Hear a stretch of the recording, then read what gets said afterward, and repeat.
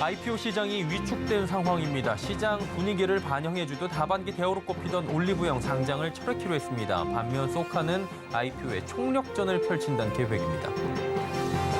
미국 주식 매매 서비스가 일시 중단됐던 IBK투자증권과 다울투자증권이 복수의 미국 브로커사를 확보하며 서비스 재개에 만전을 기울이고 있습니다. 금융당국이 금리 인하 요구권 제도 활성화 방안을 내놨습니다. 이달부터 금융사들이 금리 인하 요구권 실적을 동시토록한 건데요. 효과 여부는 미지수입니다.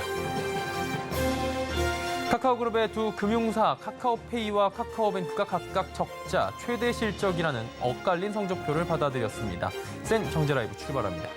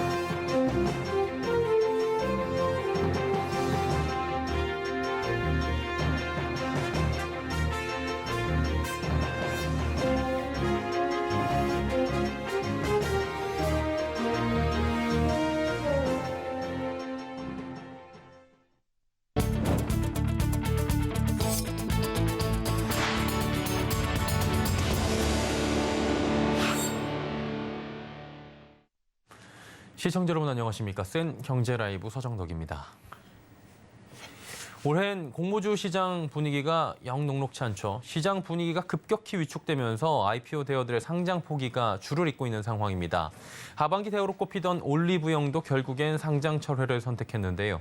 반면 소카는 IPO 흥행 고비를 바짝 쬐고 있다고 합니다. 김혜영 기자가 전해드립니다. 소카가 이번 달 코스피 시장에 입성합니다.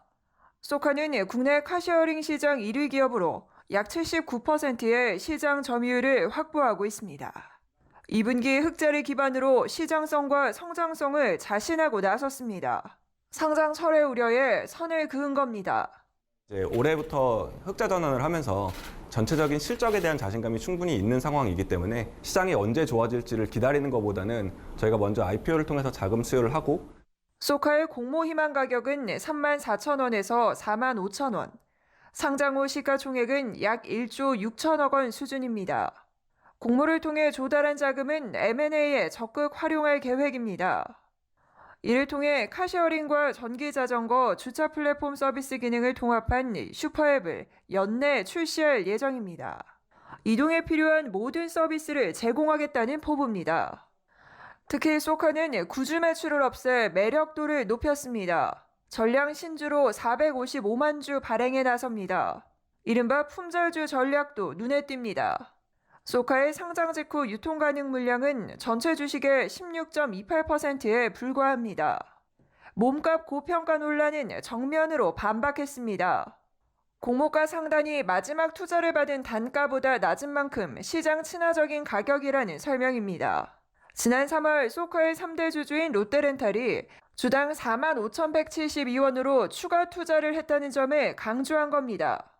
반면 CJ 올리브영은 상장 작업을 중단했습니다. 올 하반기 코스피 입성을 목표로 IPO 시장에 도전장을 내밀었지만 부진한 증시에 몸값을 제대로 받기 어려울 것이란 판단이 작용한 겁니다. 하반기 IPO 시장 대어로 꼽히던 두 기업의 엇갈린 행보 속 소카의 흥행에 관심이 쏠립니다. 서울경제TV 김혜영입니다. 미국 주식 매매 서비스가 일시 중단됐던 IBK투자증권과 다울투자증권이 복수의 미국 브로커사를 확보해 서비스를 재개하겠다고 밝혔습니다. 이제 미국 현지 브로커사를 단 한 곳만 사용하는 증권사는 몇 곳 남지 않았다고 하는데요. 최민정 기자입니다. IBK투자증권과 다울투자증권은 매매가 중단됐던 미국 주식 및 미국 ETF 거래를 이번 달 내에 재개한다고 밝혔습니다. 지난 6월 13일 두 증권사는 미국 현지 브로커 계약을 맺었던 LEK증권의 서비스 정지로 급작스럽게 미국 주식 매매 서비스에 대한 MTS와 HTS 주문이 중단된 바 있습니다. 이러한 피해를 막기 위해 IBK 투자증권과 다울 투자증권은 미국 현지 브로커사를 기존 한 곳에서 두 곳으로 늘렸습니다. 현재 브로커사 한 곳에서 문제가 생길 경우 또 다른 브로커사의 백업 작업을 통해 투자자들에게 피해가 없도록 하는 겁니다. 실제 LK증권 거래 중단 사태 당시 카카오페이 증권은 복수의 브로커사를 확보하고 있어 주식 거래 정지 여파를 피할 수 있었습니다. 증권업계 관계자는 증권사들이 거래 안전성과 리스크 관리를 위해 복수의 중개사와 계약을 맺어야 거래 안전성을 높일 수 있다고 설명합니다. 현재 중소형 증권사 중 현지 브로커사를 한 곳만 쓰고 있는 곳은 토스증권과 대신증권, 유진투자증권, 하이투자증권 등이 남아 있습니다. 투자자들의 거래 안전성을 높이기 위해 남은 증권사들도 추가 브로커사 확보를 통한 안전장치 마련이 시급해 보입니다. 서울경제TV 최민정입니다. 이달부터 금융사의 금리 인하 요구권 운영 실적이 비교 공시됩니다. 수용률을 높이기 위해서인데요. 단순하게 운영 실적을 공시하는 것만으로 수용률을 높이는 데 도움이 될지는 미지수입니다. 윤다혜 기자입니다. 금융사의 상반기 금리 인하 요구권 운영 실적이 이달 말에 나옵니다.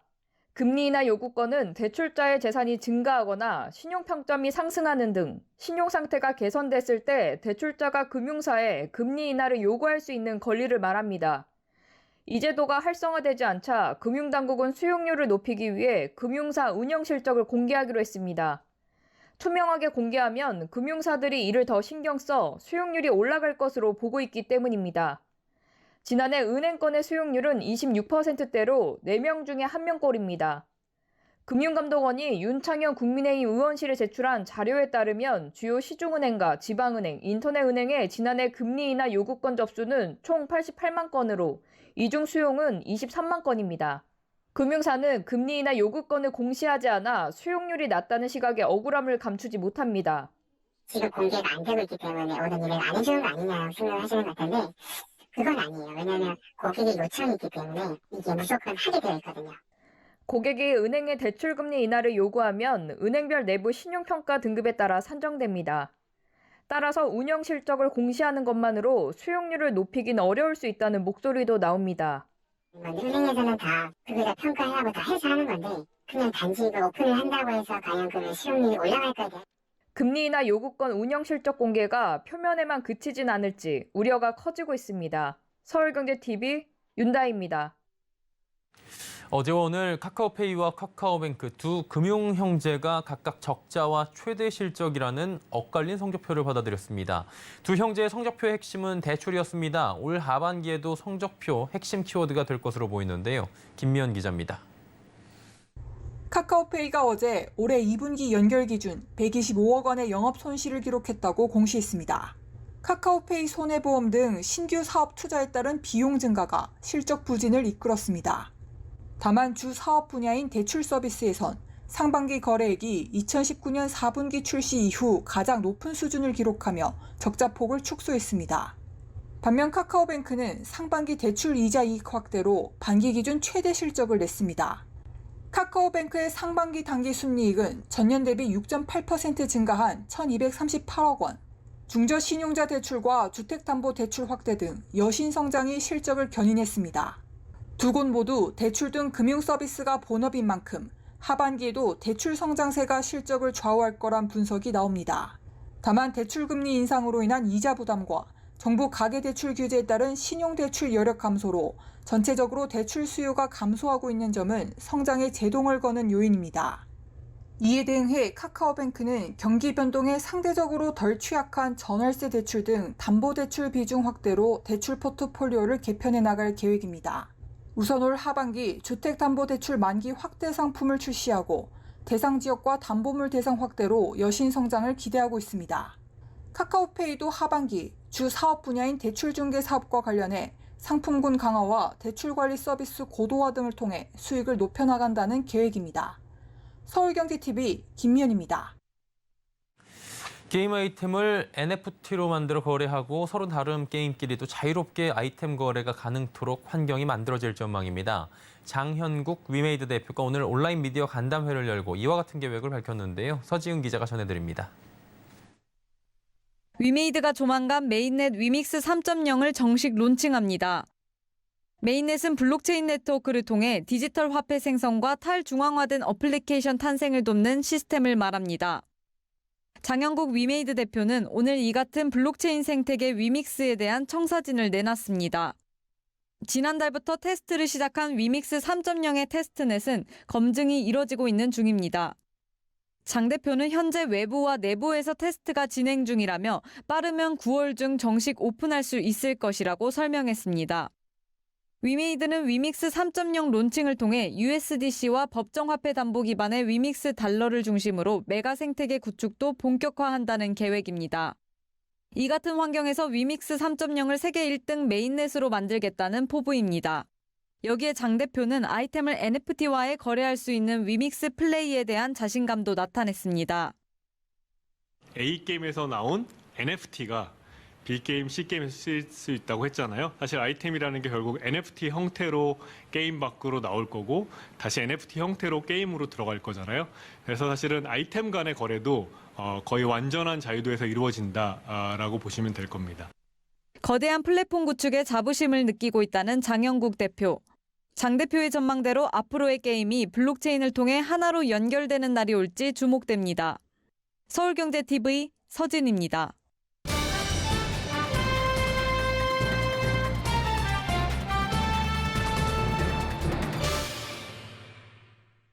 예, 6G의 상용화 아직은 좀 먼 얘기처럼 느껴질 수밖에 없죠. 2019년 대한민국이 전 세계 최초로 5G 상용화 국가란 타이틀을 얻었음에도 불구하고 아직 5G 품질 논란이 지속되고 있고요. 6G 관련 국제 표준이 정해지지도 않은 상황이기 때문에 이런 이야기가 나올 수밖에 없습니다.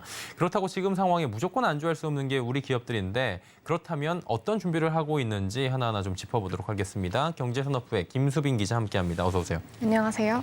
저도 지금 사실 4G를 사용하고 있기 때문에 6G가 굉장히 먼 나라 얘기 같긴 해요. 그럼에도 불구하고 미래 핵심 기술로 거론이 되고 있고요. 그러다 보니 글로벌 기술 패권 경쟁의 중심이 될 것이다. 뭐 이런 얘기들도 나오고 있습니다. 우리 정부는 그렇다면 선점을 위해서 현재 어떤 행보를 보이고 있습니까? 네, 우리나라도 6세대 이동통신 6G 시대를 맞이할 준비를 하고 있습니다. 정부는 6G 연구 개발에 1조 원을 투자해 기존보다 2년 앞당겨 2028년에 상용화를 목표로 하겠다는 전략을 세웠습니다. 특히 초기부터 기업들이 참여하는 대규모 R&D를 진행하고 6G 국제표준과 핵심 특허를 확보한 뒤 2026년 세계 최초 예비 6G 기술 시연을 목표로 하고 있습니다. 또 6G 포럼 창립, 연구센터 개소, 저궤도 위성을 활용한 위성통신 시범망 구축 등 다양하면서도 구체적인 6G 로드맵을 마련하고 있는데요. 6G는 향후 글로벌 기술 패권의 중심이 될 것으로 관측되고 있기 때문입니다. 6G는 이론상 5G보다 속도가 최대 50배 정도 빠릅니다. 통신을 지원하는 공간도 넓어져 지상을 비롯해 공중 10km까지 통신 서비스를 할 수 있습니다. 여기에 스마트폰뿐만 아니라 자동차, 항공, 의료 등 전 산업에서 필요한 기술로 꼽히고 있거든요. 그렇기 때문에 전 세계적으로 6G 기술의 선점 경쟁이 더욱 치열해질 전망입니다. 네, 이게 아직까지 표준이 없습니다. 구체적 서비스가 어떻게 될 것이다 이런 시나리오 자체도 없는 것인데 어떻게 좀 전망이 되고 있나요? 네, 말씀하신 대로 6G에 대한 구체적인 로드맵이나 정확한 컨셉 자체가 확정이 되지 않았습니다. 그렇죠. 그렇다 보니 노키아, 삼성전자 등은 각각 6G 백서를 발간하며 회사마다 6G 비전을 제시하고 있습니다. 일단 6G에서 주목받는 기술 트렌드로는 인공지능 기반 서비스, 센싱과 통신 융합, 단말기간 통신 등 다양하게 있습니다. 특히 6G에서는 세계 그룹의 주파수 대역을 활용할 것으로 전망되고 있는데요. 넓은 커버리지와 실내 서비스를 위한 저대역, 적절한 커버리지와 용량을 제공하는 중대역, 또 여기에 초강대역 및 저지연 서비스를 제공하는 고대역 등으로 구분됩니다. 이 외에도 그간 이동통신에서는 사용되지 않았던 테라헤르츠파 대역도 후보 주파수로 거론이 되고 있습니다. 이는 100GHz에서 10THz 사이의 주파수를 의미하는데요. 일반적으로는 주파수 대역이 올라갈수록 넓은 통신 대역폭을 사용할 수가 있어 6G에서 요구하는 초고식 통신에 적합하다는 평가입니다. 6G 주파수 후보 대역 발굴 등에 대한 본격적인 논의는 오는 2023년 두바이에서 예정된 WRC 23회의에서 다뤄질 전망인데요. WRC는 주파수 국제 분배와 전파 통신 분야의 중요 사항을 결정하는 국제전기 통신연합 최고 의결 회의입니다. CXC 활용을 위한 주파수 대역은 2027년 WRC 27회의에서 확정될 예정입니다. 예, 상황이 이렇다 보니 우리 기업들도 관련해서 발빠르게 좀 움직일 수밖에 없는 모습인데 통신업계는 지금 준비 어떻게 하고 있습니까? 네, 관련 업계나 산업 연구기관 등과 힘을 모아서 기술의 방향성을 좀 모색하고 있는데요. SKT는 3년 전부터 노키아, 에릭슨, 삼성전자와 각각 5G 고도화 및 6G로의 진화를 위한 공동기술 개발 업무 협약을 맺었습니다. 그 결과물 중 하나로 지난 1월 노키아와 클라우드 가상화 기지국을 공동 시연하기도 했습니다. 클라우드 전환 연구에 속도를 내고 있는 LGU+의 경우 최근 주니퍼 네트워크스와 클라우드 네이티브 기반의 6G IP 유선 장비를 실증했습니다. 이외에도 카이스트와는 양자 컴퓨터를 이용해 6G 저궤도 위성 네트워크망 구조 최적화 연구를 진행한 바 있고 포항공대와는 6G 이동통신의 핵심 기술에 대한 산학 공동 연구를 진행하고 있습니다. KT는 한화시스템과 손잡고 항공우주형 양자암호 통신 기술 개발에 있어서 협력을 하고 있습니다. 6G를 위해 새로 팀을 만든 곳도 있는데요. SK텔레콤은 6G나 핵심 영역 중 하나인 UAM 위성 등 상공망 기술 개발 강화를 위해 신규 조직을 만들었습니다. 결국 이제 차세대 통신 기술을 놓고 보면 빼놓을 수 없는 게 전기전자 분야입니다. 이 관련 전기전자 업계에서는 6G 연구 개발이 좀 활발하게 이루어지고 있습니까? 네, 사실은 5G가 상용화되던 시점부터 6G 연구가 좀 진행이 되고 있었는데요. 세계 최초로 5G를 상용화한 삼성전자는 지난 2020년부터 6G 백서를 통해 새로운 차원의 초연결 경험이 6G 사업의 방향임을 밝혔습니다. 특히 차세대 통신 분야의 인재 양성에도 굉장히 관심이 많은데요. 삼성전자는 지난해 포항공대와 서울대에 이어 올해 고려대와 잇따라 협약을 체결하며 미래기술 생태계 강화에 힘쓰고 있습니다. 올해는 미래통신기술 저변을 확대하고 경쟁력을 강화해 6G 기술을 주도해 나가겠다는 의지를 담아 처음으로 삼성 6G 포럼을 개최하기도 했습니다. 삼성전자와 LG전자는 각각 6G 테라헤르츠 대역에서 통신 시연을 성공하는 등 성과를 보이고 있는데요. 6G 기술을 선점하기 위해 산학연이 협력을 강화하며 미래 시대를 대비하고 있는 모습입니다. 6세대 이동통신이라고 합니다. 6G 전반적인 로드맵들 그리고 우리 기업들의 개발 상황들, 방향성들 함께 짚어봤습니다. 김수빈 기자였습니다. 고맙습니다. 감사합니다.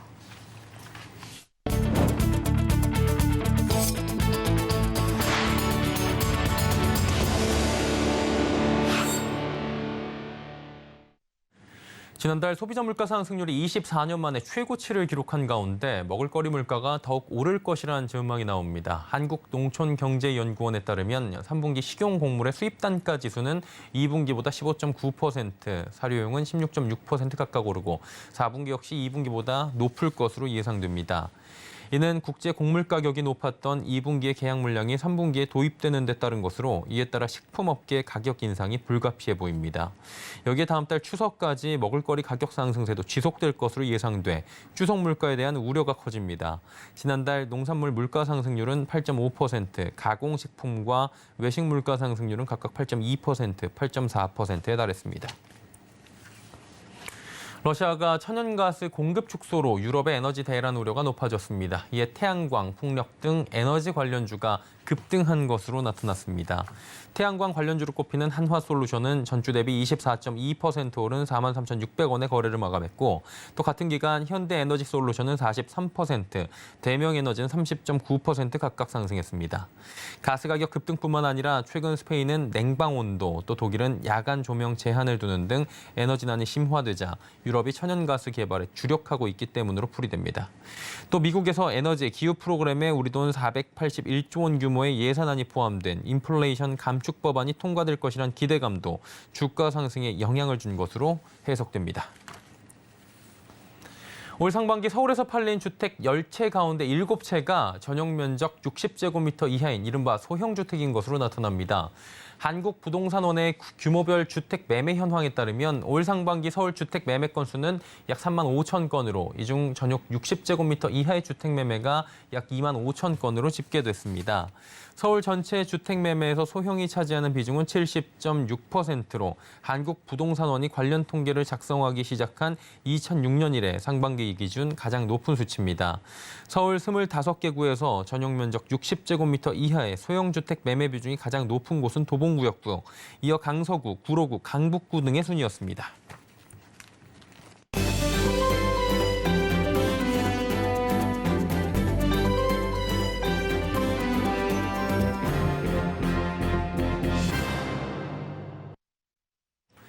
LS전선 아시아가 기존 베트남 시장을 넘어 아세안 글로벌 시장 진출과 함께 신사업 투자를 더욱 확대합니다. 지난해부터 올 2분기까지 호실적을 이어올 만큼 실적도 탄탄한데요.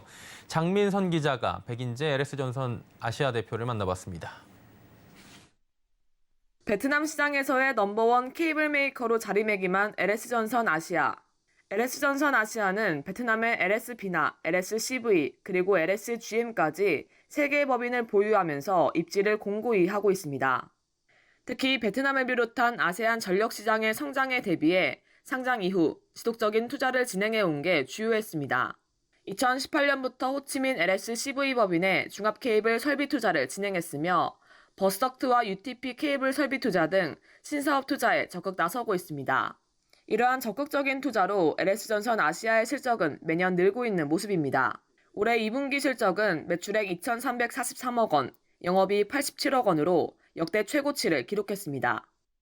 LSCV 같은 경우는 여유부지가 많았었어요. 거기에다가 초기에는 이제 배전 케이블을 투자를 했었고, 그다음에 그 이후에는 광 케이블, 그다음에 최근에는 이제 UTP 케이블 확장을 함으로써 미국에서 지금 확장이 예상되는 UTP 케이블 고품질, 고가격의 제품 품질을 대응함으로써 결국은 실적과 연계됐다라고 보고 있습니다. 2020년 5,800억 원이었던 매출은 지난해 7,500억 원으로 30%가량 늘었는데 올해는 8,700억 원까지 늘어날 것으로 전망되고 있습니다. LS전선 아시아는 신사업과 글로벌 시장 진출을 통해 제2의 도약을 준비하고 있습니다. 신사업 부문에서는 신재생에너지와 통신사업을 키워드로 고부가 가치 사업을 확대한다는 전략입니다. LS전선 아시아의 경쟁력을 바탕으로 신재생에너지 프로젝트와 함께 베트남 내 초고압 케이블 시장 역시 선점하겠다는 겁니다. 베트남에서 그 LS비나가 해상 풍력 제품을 생산, 포설, 그다음에 납품, 시공까지 할 수 있는 유일한 업체입니다. 이 모든 것이 이제 LS전선 본사의 기술력을 확보하고 있기 때문에 거기에 따라서 LS비나가 강점을 가지고 베트남 시장에 기여를 할 수 있는 기회가 많을 거다라고 지금 보고 있습니다. 이를 기반으로 글로벌 진출에도 도전장을 내밀었습니다. 베트남을 넘어 아세안 1위 종합 케이블 메이커로 위치를 굳히겠다는 목표입니다. 초기 목표에는 그 비나에서 베트남에서 넘버원이었었는데 현재 지금 저희 비전은 뭐냐 하면 아시안 넘버원 전선 케이블 메이커다라고 지금 목표를 가지고 하고 있습니다. 특히 미국 시장 공략에 속도를 내고 있습니다. 최근 미국이 초고속 통신망 투자 확대를 발표하면서 증가하고 있는 수요에 대응하겠다는 겁니다. 현재 LSCV의 80%가 지금 미국에 지금 납품을 하고 있습니다. 현재 지금 LS비나 같은 경우는 40% 정도로 수출을 하고 있는데 그 중에서 싱가포르, 호주, 유럽을 메인으로 시장을 하고 있고 최근에는 이제 미국까지 시장까지 고려해서 지금은 납품을 검토를 하고 있습니다. 또 백 대표는 적절한 시기와 여건이 되면 제3의 시장 진출을 통해 아세안 시장에서의 지배력을 확대해 나가겠다는 계획도 밝혔습니다. 업계에서도 LS전선 아시아의 성장성에 대해 기대감이 커지고 있는 가운데 신사업과 글로벌 진출을 바탕으로 한 LS전선 아시아의 제2의 도약에 관심이 집중됩니다. 서울경제TV 장민선입니다. 생경제라이브 저희가 준비한 소식은 여기까지입니다. 편안한 저녁 시간 보내시길 바랍니다. 고맙습니다.